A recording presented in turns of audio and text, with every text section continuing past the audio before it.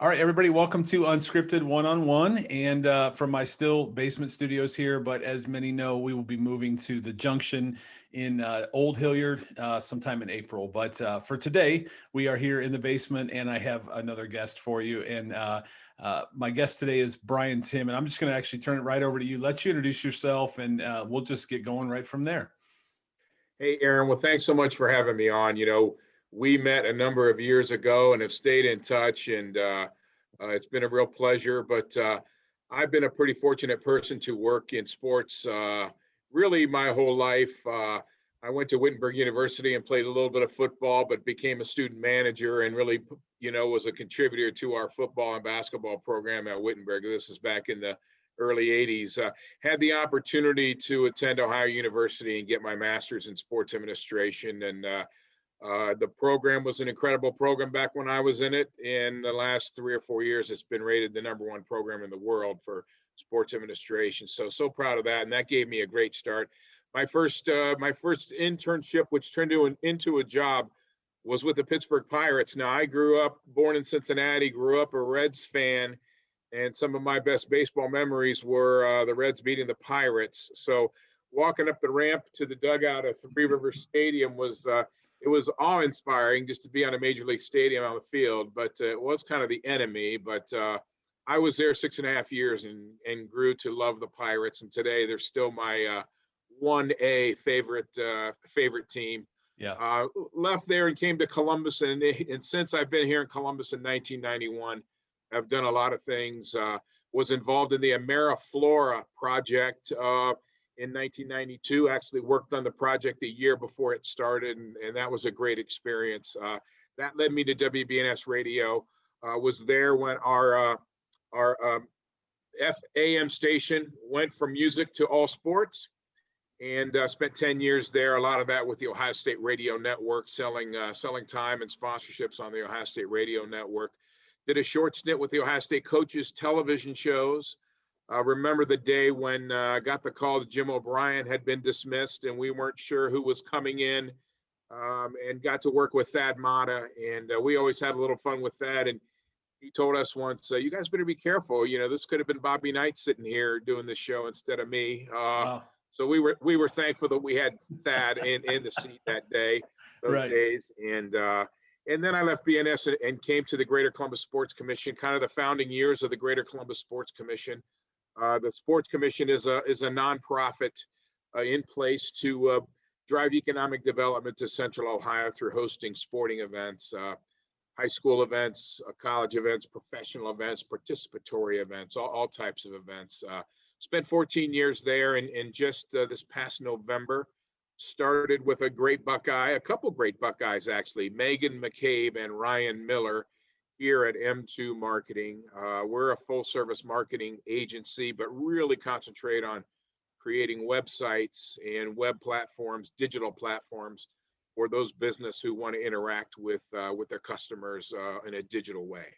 So that's a quick summary of how I got to where we are right here today. Yeah. Well, and so I'll take everybody back a little bit to the point where where we met, and that was, like you said, about 4 or 5 years ago, somewhere in there. And I think the first time we met was at the memorial, and we had John Cangelosi with us at the time, and so you and Kanji were able to catch up on some Pirates days, which was kind of fun to just listen in on as we walked around. But the thing I'll remember most is you were like the mayor at the memorial. Like everybody knew you. You knew everybody. I mean, who all did we run into that day? We ran into Clark Kellogg at one point. Not name dropping here. AJ Hawk. We went into the house of Dave Babner for a while. Sure. We spent time with a lot of people, and they all knew you very well, and you could just tell that you were very well respected in that role at that time. And so let's go back to the very beginning. What was your passion to begin sports? Like what drew you to sports? You said you played. What was that really what brought you in and said, this is what I want to make a career out of? Yeah, I played multiple sports when I was in high school. It was a notation at the Sports Commission. We hosted a lot of the OHSAA state championships here in Columbus. We're very proud of that. But all of us on staff at the time I was the only one that participated in an Ohio high school state championship. Wow. For 1 year at my beloved Troy High School, I participated in gymnastics and I did long horse vaulting. We finished second in the state. I believe it was my junior year. So I was in multiple sports as a high school person, and really was in love with football, and had an opportunity to go play at Wittenberg. So my freshman year at Wittenberg, we were number one in the country from the day the season started till the day we lost the Stag Bowl to Ithaca College. I realized then at Wittenberg, we had a great team and a great program. And I realized I was pretty far down the depth chart. And if I was going to contribute, being a student manager would be the best way to do that. So became a student manager. And it was while I was at Wittenberg, again, thinking I wanted to stay in sports, thinking maybe I wanted to coach. I got my degree in health and health and phys ed. At the time, I had the great opportunity not only to meet and become friends with, but work for Coach Larry Hunter, our basketball coach, who was a legend at Ohio University in his own right. So when I applied to get into the program at Ohio University, he was one of my references, one of many. And that's when I really had an excitement of having a career in sports, to go to a program like that really prepares you in so many ways for a career in sports. And I really chose professional sports. When you're at Ohio U, you can go into whatever area of sport you choose. A lot of my classmates were involved in college sports, some in PR, some in all kinds of different sports. I was more interested in pro sports. I was more interested in a sales and a marketing role. So took those kinds of classes, and that really is what led me to the Pirates. And so, and we get a lot of interns I've worked with over the years that all have a vision, even high school kids that have this vision. And I always use the example of Aaron Andrews on the sideline, or Kirk Herbstreit in the booth. And I always try to tell them that's a really long process, and it's doable, but you really have to be in for the long haul. Would you say that that's true? That you had to really, there's a lot of years of no income or working two jobs. And I don't know your story specifically, but I know that that's the story of most people. They didn't just arrive and get this opportunity. They had to really grind for a lot of years. Would you say that's true? Well, it is true, but I was very, very fortunate. So if you think about the 1984 school year that I was at Athens for sports administration, there were only 5 or 6 or 7 programs in the country that had sports administration back then. So today it's totally different. Right. Most schools have some version of an undergraduate or a graduate program. Even the Ohio University program now, it's a 2-year combined program. You get a master's in sports administration and an MBA. Wow. And while I was at the Pirates, we used to host the class for a field trip. And I'm telling you what, when you see those students in that program now, they are so, so impressive. Yeah. So not to say I had it easy, but because the power of the program, I got my internship at the Pirates and it immediately became into a job. So there were people who worked years that wanted to get into professional baseball. I went to, got my master's and walked right in. I worked with a guy in the sales department who came from the Hawaii Islanders. They were our AAA affiliate. He had worked there 3 or 4 years, and he would sell tickets and park cars and seat people and literally do everything. Now, he's doing it in Hawaii. I don't know why he came to Pittsburgh, really. That's right. But, no, so I was very, very fortunate that I was able to really get to a professional organization right out of grad school. I don't think that's normal. No. And what I tell young people all the time is, when you're young, when you don't have the great responsibility you have when you're married and when you're older, take that opportunity to either volunteer, take a lower paying job, just do something to show people your work ethic, to interact with people so you start to develop your network. When I was at the Pirates, the community relations person, we had a 4-person sales team, and the community relations person would come into our sales meeting, and we all knew why she was coming. She was going to ask one of us to go speak here, or to go to do this here, and everyone's head would look down when she came in. They didn't want to make eye contact. As a young person, I realized, you know what? If I start doing these, it will just make me a better person, a better salesperson. So I started doing all of them. And what I found was, even though I was nobody, Brian Timm. I worked for the Pittsburgh Pirates. I had a business card with the Pirates logo on it. People wanted to hear what I had to say. And of course, Yep. back in those days, I was the same age as our players, and really to this day have great relationships with a number of our players like John Cangelosi. Mm-hmm. So I was able to share some stories about interacting with some of these players. And so those kind of experiences really helped develop me into the kind of person that I am today.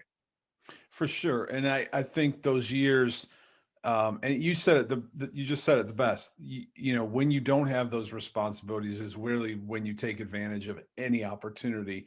And then, you know, as you evolve, and it sounds like each step has led to the next one for you. So let's go from the Pirates now to Columbus, now to the Columbus Sports Commission. Your time there, what did that involve in? How did you see the landscape of sports in Columbus change? Because it's changed dramatically. I've been here 20 years, I think, ish. How have you seen, I know I've seen it change. How have you seen the Columbus landscape of sports change, and especially being in a role that was so close to probably a lot of those projects? Well, it's so interesting because when I came to Columbus and spent a year at Ameriflora, that was a really neat project. But really, when I got to BNS Radio, you know, at the time we had the two play-by-play broadcasts of our only two sports, Ohio State and the Clippers. Yeah. There was no crew. There was no Blue Jackets. So first and foremost, so many sports have now come from all different sports, all different levels of sport. There's so much more to talk about. And in those days, we played music during the day on 1460 AM. We played Frank Sinatra during the day, and we had what was called one-on-one sports overnight and weekends. That was one of the precursors to talk radio. And so I saw teams evolve. I saw the city evolve from a not only a team standpoint, but from a facility standpoint. Yeah. When they were building the Schottenstein Center, I was selling the radio broadcast probably once a week. I was taking potential clients over, giving them a tour of the Schottenstein Center. I remember standing in a concrete floor with pillars saying, this is going to be a suite. Look at the view that people are going to see. And then I can remember the first time I went to the Schottenstein Center for a game and stood in a suite and had a beer. I thought, I'm having a beer at a Buckeye game. Right. It was mind blowing. Right. Then the Blue Jackets roll in, and that's a whole nother level of excitement and really big time sports for our community. So so Columbus has really grown in so many ways. We've grown as a sports city in so many ways. We've grown from a destination. Boy, you said 20 years. Think about 20 years ago, the restaurants we didn't have and the nightlife we didn't have. Downtown was dead back in those days. And before the pandemic, downtown, I remember, I think it was 2019, I was down in the short north on a Saturday at 1 p.m, and I could barely get into a place. Yeah. There were so many people out and about. And Columbus was really peaking when the virus hit. It was really a special time when you combine all the dining options we had in entertainment and sports. You had transportation with the C bus and all the different ways to get around. I really dream about the day we get back to that. I'm not sure we'll ever get back exactly to that, but I think when we get back to it, it might be better in some ways. Yeah, there's no doubt. And I always say that, like, I traveled quite a bit in a previous life. And when you could always tell the vibrancy of a downtown when you would walk around, if you felt comfortable, if it felt clean, if it felt safe. And Columbus has all those boxes. Like, to your point, I don't think we came downtown a lot. And I remember watching the Clippers over at, what was it called? Still there. Cooper Stadium. The Clippers Stadium. You'd think we would know that because they're the Clippers, but it's just old. I mean, it was, it wasn't in a great part of town, and it wasn't surrounded by anything. You kind of dropped in, went to the game, and went out. It was like $5, no big deal. And now we have, a beautiful ballpark right next to a beautiful arena, right next to a lot of, downtown has really come a long way. They host great races, back to Dave Babner. He hosts great races in downtown Columbus and running events. And it's just a great city to really enjoy and feel safe. And there's a lot that you can do. And so I agree with you. I hope we get back to those things soon, because downtown Columbus is really special. It really is. And now that they've redone the Olentangy River area and just everything. I mean, it's just COSI, the new vet stadium. I mean, there's so many different things that are really, really nice attractions in downtown Columbus. So I hope we get back to that soon. And Sure I know in your role, you probably, what did we have that was the women's Final Four? Well, going way back, I remember 1984, 2007.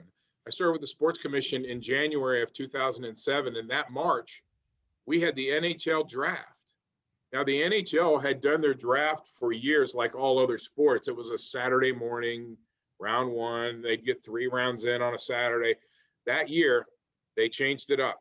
They decided to have round one on Friday night, prime time, with a full arena, and Columbus was the benefit of that. We were the very first one. So the plaza around the arena district was packed, and the team representatives were walking up from the Hyatt and from the hotels and kind of winding their way through the fans into the arena.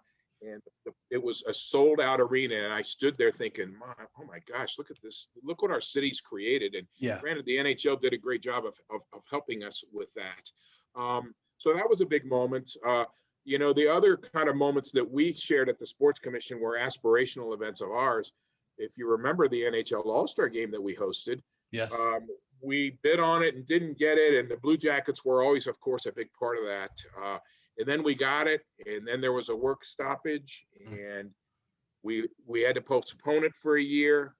But then when we got it in 15, the winter park that was created down at McPherson Commons, the snow slide coming down Nationwide Boulevard, it was an incredible weekend of activity down there. And then, of course, the crown jewel from when I was there, something that was the most important to us, was the women's basketball Final Four. Hosted many regionals for men's basketball, but the women's Final Four is a perfect event for Columbus. It has a core group of great fans, many that travel every year to wherever it is. We knew how welcoming and open Columbus would be as a city for that event. We had literally one overtime game and 2 buzzer beaters in our 3 games. So we had the best games ever. And it was just an incredible experience and a really fulfilling experience for so many people that work in sports and tourism in Central Ohio. Yeah, they did. And I didn't get to the women's. I know I went to, I think it was the first round when Carolina played here. I'm kind of a Carolina fan, as you know. Of course you are. I got to see, I was very blessed to get some tickets, and the arena was great. Everything was well done. It was in and out. And that's the thing, is you're not log jamming traffic. I mean, my son and I went and we had a great time, and it was just, even on a summer night to go see the Clippers, Diamond Dog Nights, those kind of things. In and out easy, great access to the freeways. You're not stuck in traffic, and parking is always pretty achievable pretty much anywhere you go. So just a great town. It really is. And so I appreciate your kind of behind the curtain view of what's happened over the years. But let's really talk to where you are now, because transitions happen, and you and I are both in those transitions now. And that's where I think we connected a few weeks ago. And I really wanted to get you on to talk about what you're doing now. You said you are working with a couple former Buckeyes, but what do you guys do? And let's talk about that. Well, it's really a great story. Ryan Miller played for the Buckeyes in the late 90s, played in that great Rose Bowl win over Arizona State. And so I first met Ryan when he came to work with us at WBNS Radio and Television in the early 2000s. He did that for a while. As fun as that is, to go to a bunch of games and everything and talk about them, he was looking for more, and decided to get his MBA.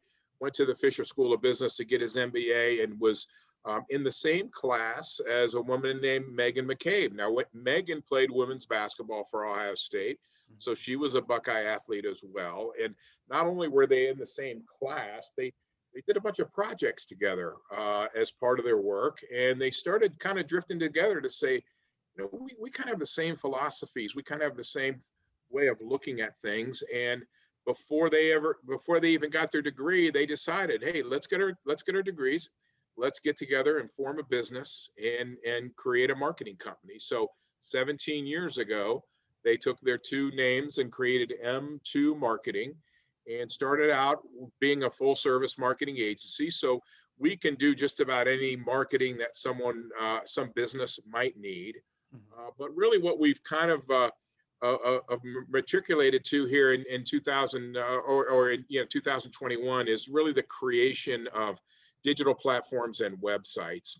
We can still do brochures and business cards and those kinds of things that companies need, but boy, with digital technology, not as many people are printing brochures and things to physically hand out. Yeah. So really the forte of what we do is creating websites. So taking someone who's perhaps a new startup business, they need a very good upfront area on the web so that potential customers can find them and see their capabilities. Whether that's someone who's had a website for a number of years, wants to take advantage of newer technology, upgrade their look, upgrade what they're doing. It might be a company that a year ago, their website was great, but guess what? Now in COVID, with different ways people are experiencing things, purchasing things, maybe they need now to upgrade. Maybe they never accepted payments before on their website. Yeah. Maybe they didn't have a virtual tour or Zoom meetings type things. So as technology changes, as the world changes, the needs of business change. And the beautiful thing about the technology is it just keeps getting better, and you can really get creative. And we have on our staff a bunch of talented, creative designers and developers. Now, the funny thing is, I started here November 30th. There are many of them I've never seen before other than in a Zoom meeting. Wow. I'm in the office every day, and as an older salesperson, I enjoy being in the office, and I'm here every day. They all work remotely because everything they do is on their computers and on our systems. So I look for the day when we can all have a staff meeting together and all be in the same place, because I can already tell the culture that Megan and Ryan have created here. We did some fun things over the holidays, and I can tell the camaraderie of these developers. We have a kind of a internal chat channel where they talk to each other, and I'm linked into that, so I'm mainly observing it right now. And they've got, again, great relationships, great culture. So really my role is to call on business and see how we can help people do their business more efficiently and solve problems that a business might have.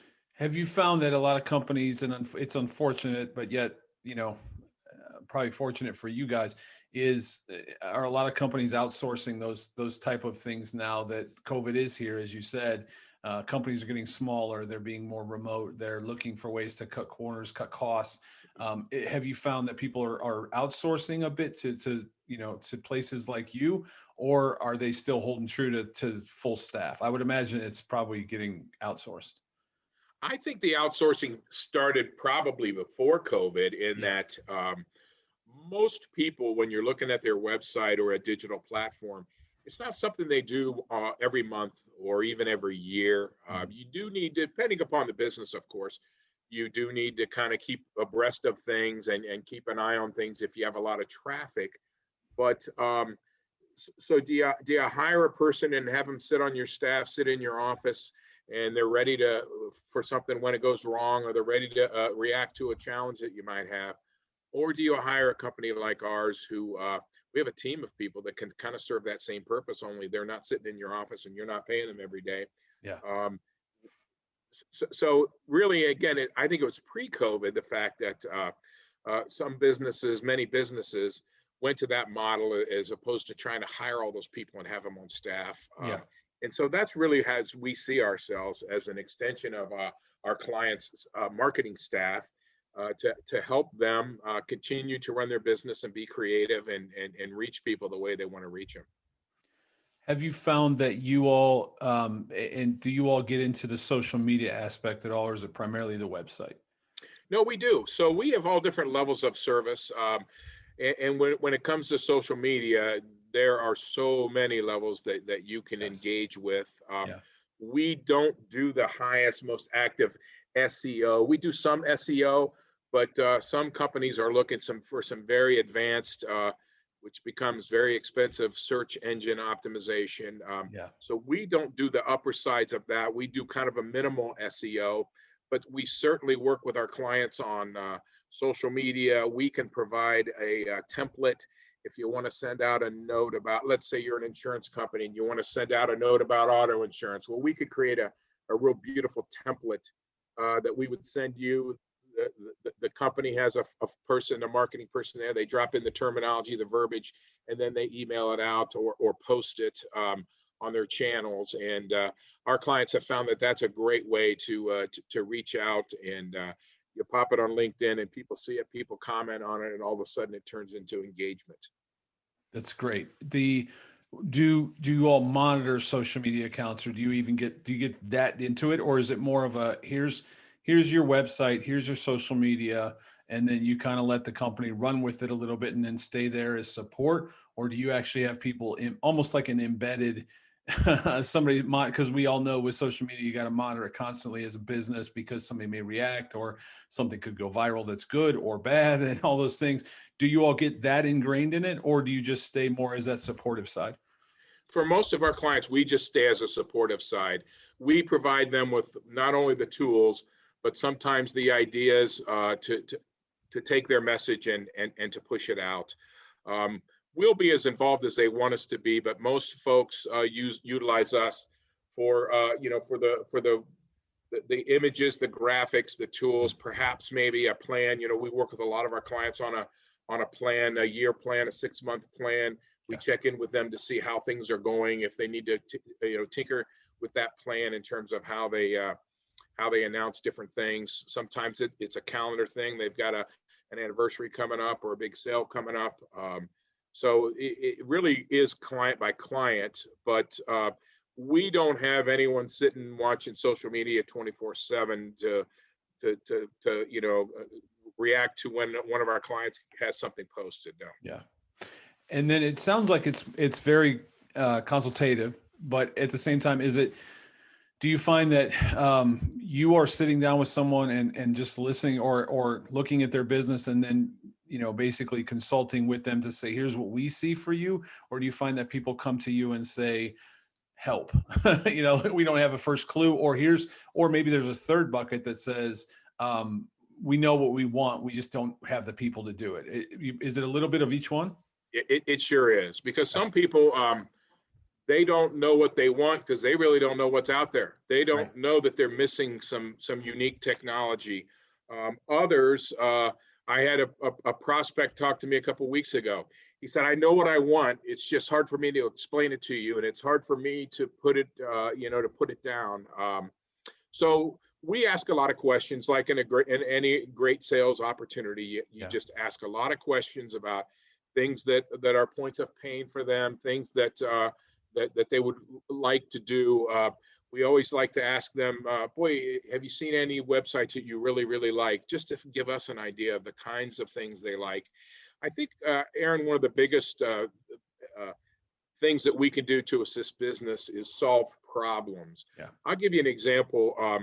The Boren brothers, who played football at Ohio State, and if you drive around town, you see their name on dumpsters. They have a company that is trash removal, and they have dumpsters all over. We have one right out here in our parking lot. They also have a lawn mowing company called Grass Groomers, and part of that is a snow removal company. Yep. And they came to M2 before I was here with some challenges on the snow removal side. For their snow removal, they hire a lot of subcontractors. So a subcontractor will get a call. They'll go to a parking lot. They'll plow. They'll drop salt, whatever they need to do. They'll go back to their garage. They'll write up a report or maybe an invoice. It may sit on their dashboard for a week, and then they give it to their manager, and he may compile them all. And then 3 weeks after the guy plowed the lot, maybe that gets turned into to the Bourne brothers as an invoice. Well, That process was a little clunky for them. So they came to us and said, how can we work on a solution? So we created a web platform for them, whereas their management can look at a computer screen at any time, and they can see all their lots that they have contracted. They can understand the weather predictions at each one of those lots. Wow. When it snows, they call their subcontractors, they send them out. The subcontractor uses their phone and logs into the system, documents how much time it took, how much product they used. When they're done, they hit send. On the map, it automatically turns green, meaning it's done. It automatically uploads into the invoicing system so that that company, that subcontractor, then automatically invoices the Bourne brothers for that work. And it's really streamlined the process. Things aren't falling through the cracks. Things are done so much more quickly. So it's those kind of business solutions that I always like to use as an example, because people say, well, I have a good website, or Right. we don't need anything updated on our website. Well, there's a lot more opportunity with digital technology than just the pretty website that you have and the way that people can reach you. If you've got a real challenge in your business, electronically and digitally, there's a lot of ways to help address that. Yeah, there are solutions. It's a matter of knowing the right people or how to get to them. And if there's one thing that's really worth the investment, it's technology, because Yes. we're all so immersed in it. So like, if your website's not mobile yet, then please hear my voice and give Brian a call, because you really got to get, I mean, I know I look at my stats, I don't live by my stats for just this even small podcaster. I've had a blog for 10, 15 years.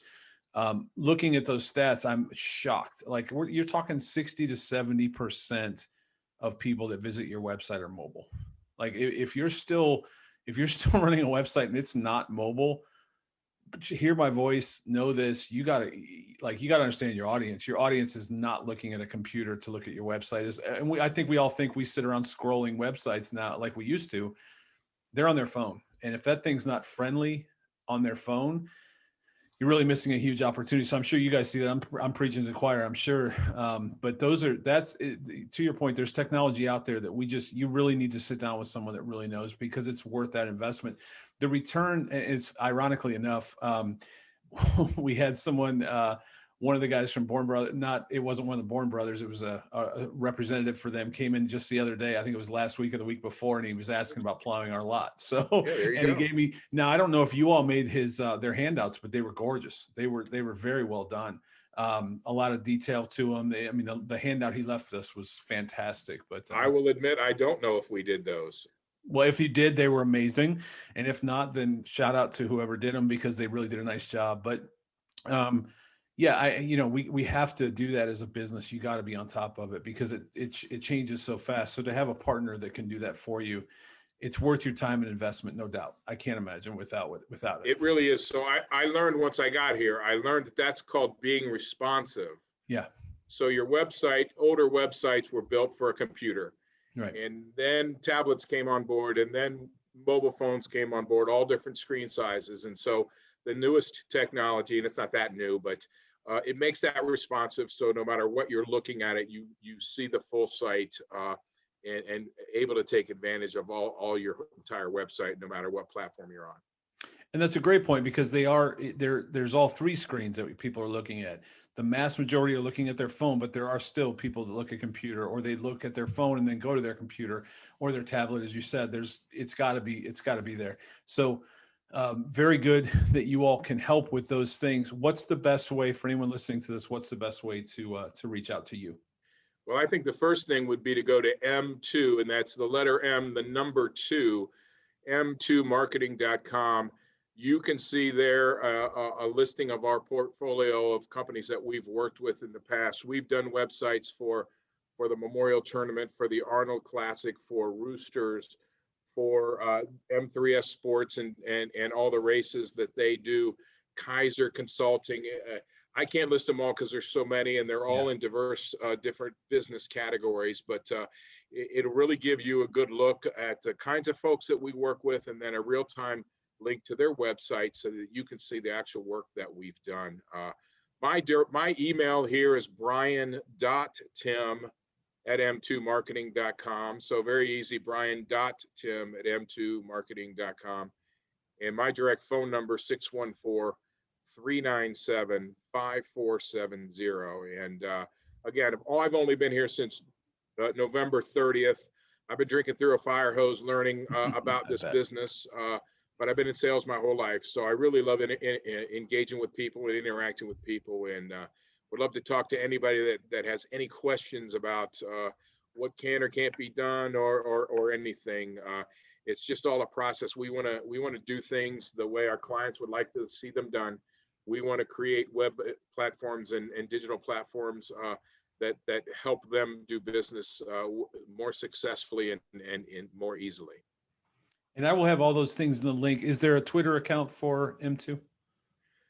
Ooh, there is a Twitter account. I think there is. There was actually is. like 2 of them, and I want to make sure I get the right one if I post it. But everything will be in my blog post when I put it up. I am at Brian J. Timm. Yep. So I'm there, as well as on LinkedIn. So Yeah. there's so many places you can find everybody today. Right. I really enjoy that part of our technology world today. I stay in touch with friends of mine from elementary school, high school, college, Pirates, different jobs. Sometimes you don't always talk to them, but you can always kind of take a look and see what they're doing and peer in on them. And I really enjoy that. And I would say, I think one thing that I'm sure you're tapping into, and the very reason that we're on today, you and I met and, create a relationship. And I think we are both in sales and have, it sounds like, been in that majority of our life, different titles, different roles, but at the end of the day, it's about relationship building. And it sounds like you're really using that, tapping into your experience. This is a pivot, it sounds like, but at the same time, it's a pivot, but it's not, because you're still building relationships. And I think that you do that and the rest will take care of itself. Would you agree? Yeah, I had a mentor once tell me early that if you can sell, you can accomplish anything, because there's so many parts of the sales process that really help you in life.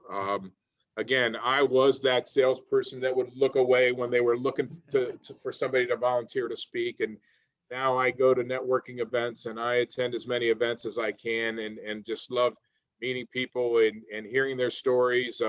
What's amazing to me is the really few levels of separation between all of us. The fact that I met Aaron, and then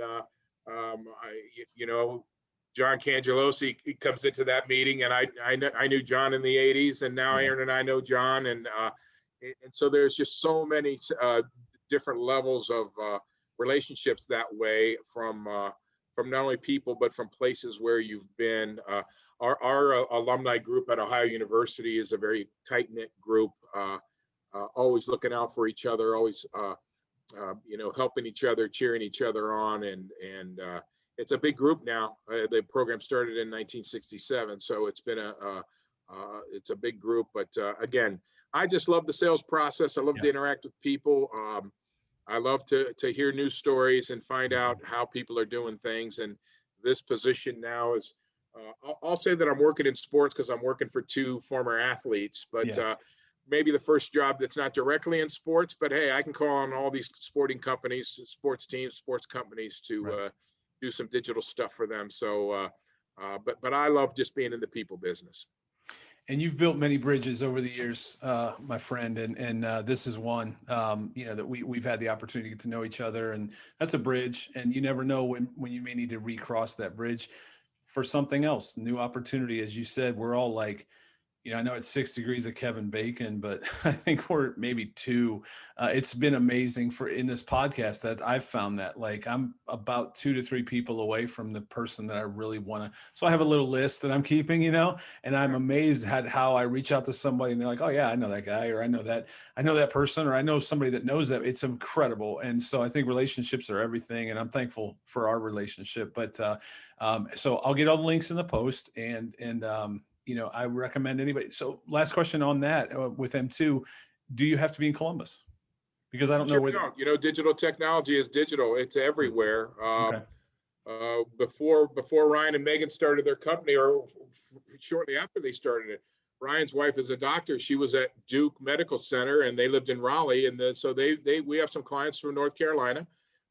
Because we love the relationship part of the business, we love to sit down and talk to people face to face. And sometimes that's a little more difficult when a business is in another state. Yeah. But it certainly can be done. But yeah, with digital, it can happen anywhere.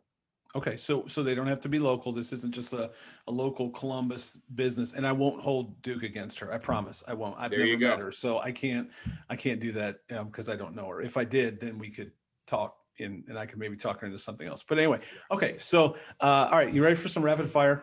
Sure. Okay. Favorite athlete you've ever worked with? Favorite athlete I've ever worked with? I would say Clark Kellogg. Yes.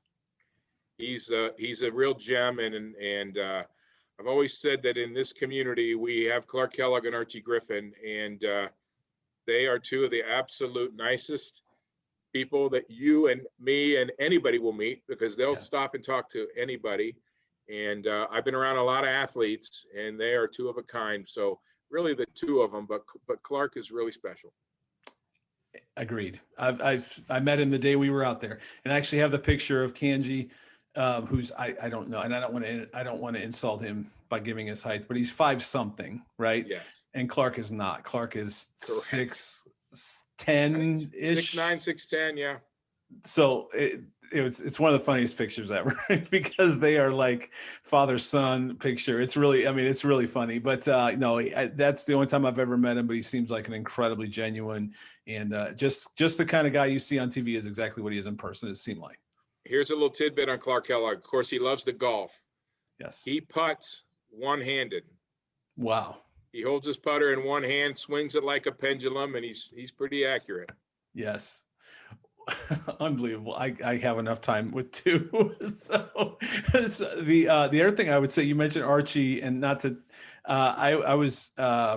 we had Bo do the what do you call them, the Columbus Dispatch Sports Awards, and he was the keynote speaker. And so we were in this little room. I mean, it was I don't know, 10 by 10. It was a backstage kind of room. And at some point Archie came in, and I've told this story on the podcast before, but I was sitting in this room, and it's unforgettable because I was literally sitting between Bo and Archie. And I'm like, what am I doing here right now? This is unbelievable. And I texted a friend of mine, and I wish I could have done like a little, selfie so he could have seen. And he said, you should have take a picture and then post that there's 3 Heisman in this picture. Yes. So yeah, no, that was amazing. But Archie was, as you said, very genuine, just an incredible guy to be around, just even for the few minutes I was with him. Well, Aaron, I have a picture behind me of me, and there's 5 Heismans there. There you go. So Troy and Eddie, Hop and Archie, we did an event, and I had the opportunity to get a picture with the 4 of them. So there you go. Perfect segue. And I couldn't even tell what was behind you. So perfect segue. All right. Favorite Pirates memory? My favorite Pirates memory, and I should know the year, but we broke the all-time single season attendance record. Probably was 90, it was probably 87 or 88. Back in the day, when I first got to the Pirates, we were terrible. Someone once called the ticket office, said he wanted a seat the 4th or 5th row behind first base because he wanted to catch one of Dale Barra's errant throws from shortstop to first base. So along comes Sid Thrift, our general manager, who was a character in his own right.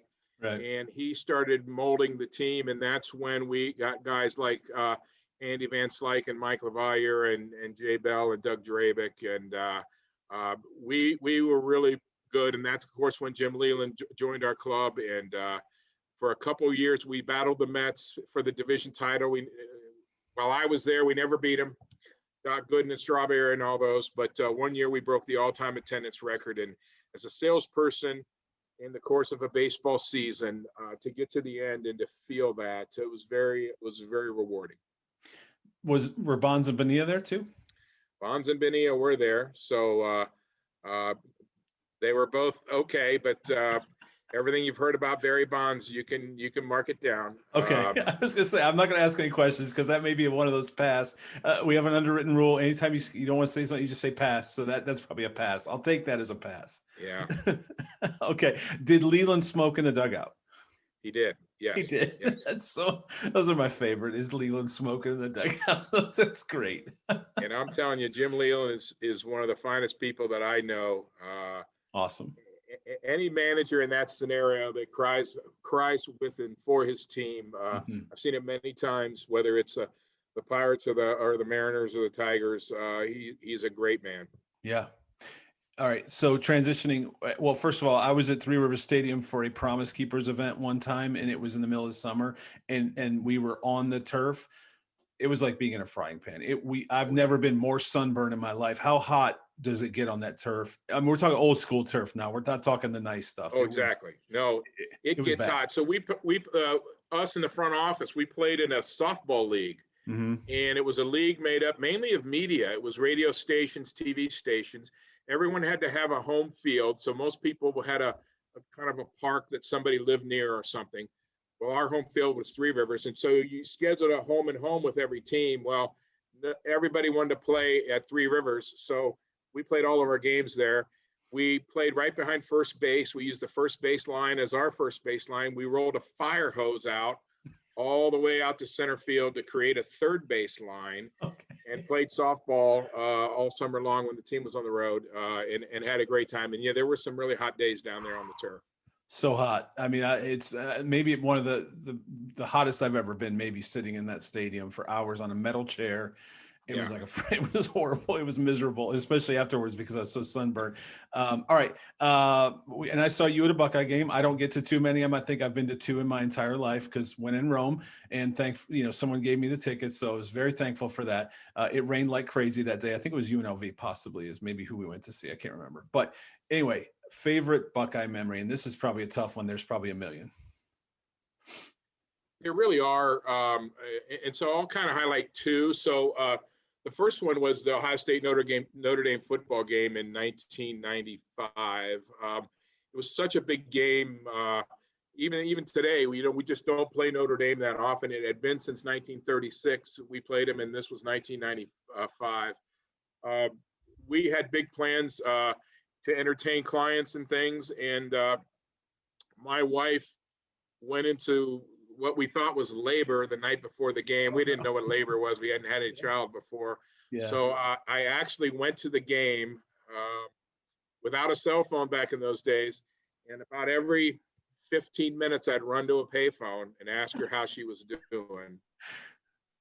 So before you think of me as a bad father, my daughter was born just past midnight Sunday night. So it wasn't imminent on Saturday morning. Yeah. So that game itself, and the scenario with my family made it very memorable, but probably the most was the national title game in Arizona to have the kind of season that we had. And again, as a salesperson in that scenario, you do better when the team wins. I was actually a guest of Jack Park in his home for the Illinois game that year. Wow. It was the first overtime game in the history of Ohio State football. And I was so excited about where this team was going. And again, the revenue that we could make from being in the postseason. And when we went into overtime, Jack looked at me and he asked me if I was okay, because I guess I was white as a ghost. And I felt that same way in the national title game when we went to overtime with Miami. Yes. But to come out on top and win that, I was with a couple of my coworkers who actually were Ohio State grads, and they had gone even longer than I had as a fan to not win a title. It was very exciting, emotional, and really a great moment. I imagine that is. I wouldn't call myself a Buckeye fan. But we had just moved down to Columbus. We had only been here a year or two. But the game was on, and so it was, I'm a sports fan, I should say. And I like Jim Tressel a lot, and that's probably a whole nother podcast for us to talk about. But and I liked Claret, and I've met Maurice, and he's a great guy. He really is. he's a great guy. I hope he comes on one day. I've invited him a couple times. Craig Krenzel's going to be on. We have to reschedule, but both great guys. Anyway, so I was kind of attached to the team in those ways, and that game was insane. And my wife fell asleep on the couch, and I kept wanting to wake her up because I'm like, this is ridiculous. This game is crazy. What is happening? And, obviously Maurice, the interception and Maurice taking it away, and just what an incredible, I have chills thinking about it. And I'm not, as I said, I'm not a huge Buckeye fan, but I still have chills thinking about it. It was a great game. It was it was for any fan of sport, unless you're a Miami fan, probably. It was an amazing, penalties or not penalties, all that kind of stuff. It had it all. It had all the drama. It was a beautiful game. Great. Just a great game. Yep. Great choice. Okay. You're off the hook. I'm not going to ask you anymore. So, all right. Oh, I hope anybody listening to this knows that, first of all, Brian's just a great guy. I'm thankful for our friendship, wealth of knowledge, wealth of experience, and now is in a new opportunity that is needed. It's needed in today's world for companies as we constantly evolve. Shoot, the platform we're on right now, a year ago, none of us have ever heard of. Exactly. And here we are. My first Zoom call a year ago, I didn't know what I was doing. I couldn't believe I was. Of course, my wife and daughters have iPhones. I still have a Samsung, so they've always had FaceTime. But right. Zoom is a little different than FaceTime. So the first time I was on a Zoom call, I really didn't know what I was doing. It became easy, and now it's just second nature. Yep. And that, as a business, you've got to be on top of that. And so you guys have eyes and ears on that. You're ready for whatever's tomorrow and next. So anybody hearing this, please reach out to Brian. So let's just say that. Let's just say I'm toying with the idea of doing something. Is that a call that you would receive and just, you guys just sit down and consult and say, here's what we see? Is that something that you would do? I would, first and foremost, I would love to schedule a meeting, whether it's a meeting like this, yep, or whether I could come out to your business with a mask and sit socially distant apart and talk about what you're thinking and talk about your points of pain and talk about maybe things, the websites that you've seen that you really like. And so really just ask a bunch of questions and get to understand what your needs might be.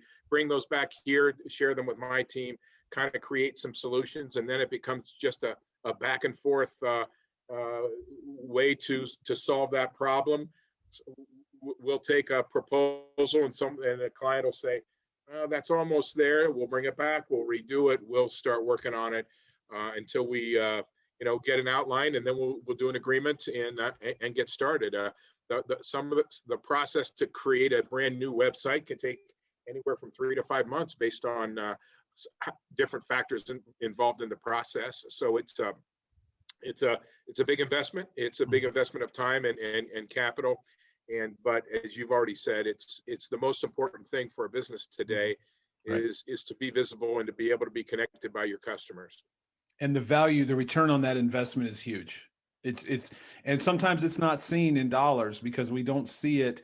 And maybe I'm speaking out of school, but where you do see it is in the statistics. As I said, if you have this old website that doesn't look good on a phone, you don't understand. Again, there's not a quote unquote dollar figure attached to that, but there's a dollar figure attached to that, because if I don't like your website, I'm not going to come to your business. I'm just not. If I can go to somebody else that's got what I needed, when I needed it. I mean, we are so conditioned and so in many ways spoiled. I want to click on an app. I want to click on a site. I want to go to a site on a page. I want to click a QR code. I want easy. Even when I go to a restaurant in the COVID world now, you're going to scan a QR code. You're not even going to get a menu anymore. You're going to scan a QR code. It's right there on your phone. And if your restaurant's still handing out a 20-page menu, you're behind. You're missing it. So anyway, I'm probably preaching to the choir, but definitely worth the call. Anybody listening to this, definitely give Brian a call. No matter where you are, it sounds like no matter where you are in the country. I don't know how far this thing extends or reaches, but definitely worth the call. Just if nothing else, make a new friend because he's a great guy. Well, thank you so much for that. Absolutely. Absolutely. Thanks for coming on tonight.